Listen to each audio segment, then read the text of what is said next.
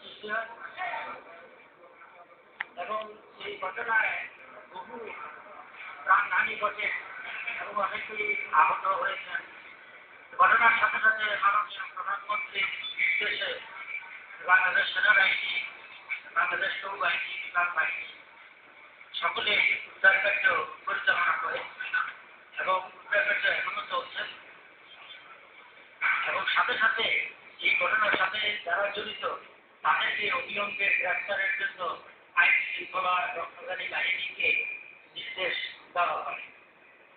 এই রানা ভবনের মালিক ছিলেন সোহেল রানা এবং সেখানে যে গার্মেন্টস ফ্যাক্টরি ছিল, আপনারা জানেন যে রানা প্লাজায় 5টি গার্মেন্টস ফ্যাক্টরি ছিল এবং সে সকল মালিকেরা তাদের যে সমস্ত কর্মচারী আছে তাদেরকে এখানে কাজ করতে বাধ্য করে।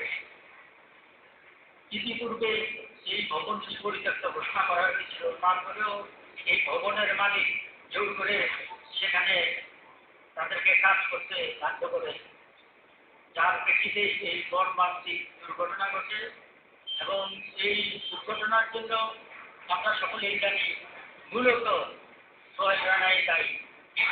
ঘটনার পরপরে এই সোহেল রানা সে ঘটনাস্থল থেকে পালিয়ে যায় এবং পালিয়ে সে বিভিন্ন স্থানে সে আত্মগোপন করে।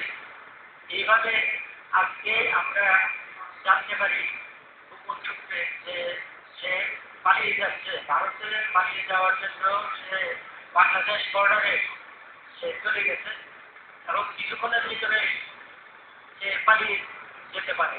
এই সংবাদের ভিত্তিতে দ্রুত এখান থেকে হেলিকপ্টার নিয়ে যশোরে যাওয়া হয়। ওখান থেকে যশোরের বেনাপুরের চেকপোস্টের এখান থেকে তাকে গ্রেফতার করা হয় এবং গ্রেফতার করে এখানে আনা হয়েছে এবং তার বিরুদ্ধে সাভার থানায় মামলা হয়েছে এবং তার অন্যান্য যে সমস্ত গার্মেন্টসের মালিক আপনারা জানেন ইতিমধ্যে তাদেরও 3জন অ্যারেস্ট হয়েছে। এছাড়া প্রকৌশলী 2জন অ্যারেস্ট হয়েছেন। আইনের উপরে তাদের বিরুদ্ধে ব্যবস্থা গ্রহণ করা হচ্ছে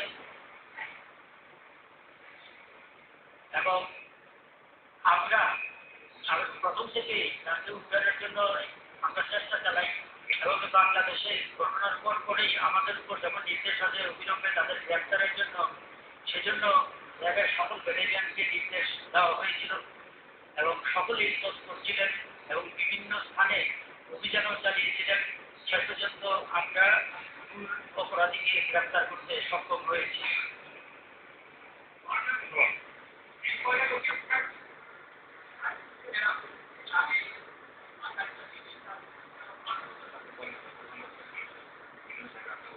সে আসলে এই চারটি এক জায়গায় ছিল না, সে বিভিন্ন স্থানে আত্মগোপন করেছে এবং স্থান পরিবর্তন সে করেছে এবং এর ভিতরে সে ঢাকা ছাড়াও বাইরে, ঢাকার বাহিরে আরো 2-3টি জেলায় ছিল।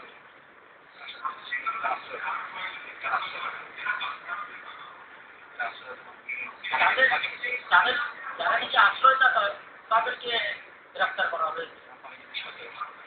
এরকম তো পালিয়ে যেতে সহায়তা করেছে এবং তার আশ্রয়দাতা।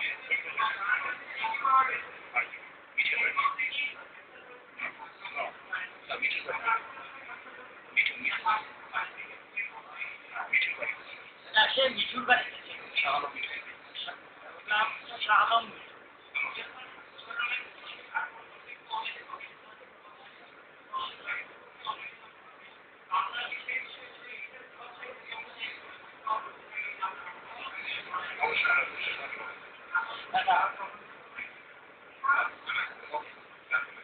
ঠিক আছে, আবার উপরে প্রশ্নটা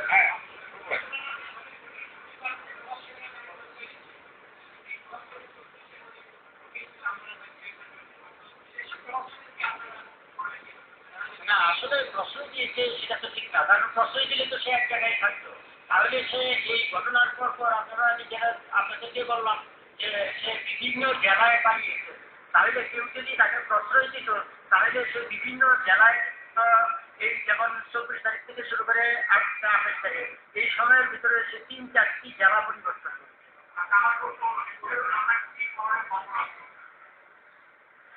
সোহেল রানা কি ধরনের অপরাধী, সে যেই অপরাধ করেছে সেটি হচ্ছে একটি হচ্ছে যে এখানে তার বিরুদ্ধে যে আপনার ইমারত আইনে তার বিরুদ্ধে মামলা হয়েছে। এটি ছাড়া তার যে সে যে কার্য করেছে এটার প্রেক্ষিতে লোক আহত হয়েছে, কেউ সামান্য আহত হয়েছে, কেউ গুরুতর আহত হয়েছে, বা কেউ মৃত্যুবরণ করেছে। তো সুতরাং এই সকলের জন্য, এই সকল অপরাধের জন্য আইনের যত বিধান আছে সকল বিধান দিয়েই তার বিরুদ্ধে মামলা করা হয়েছে।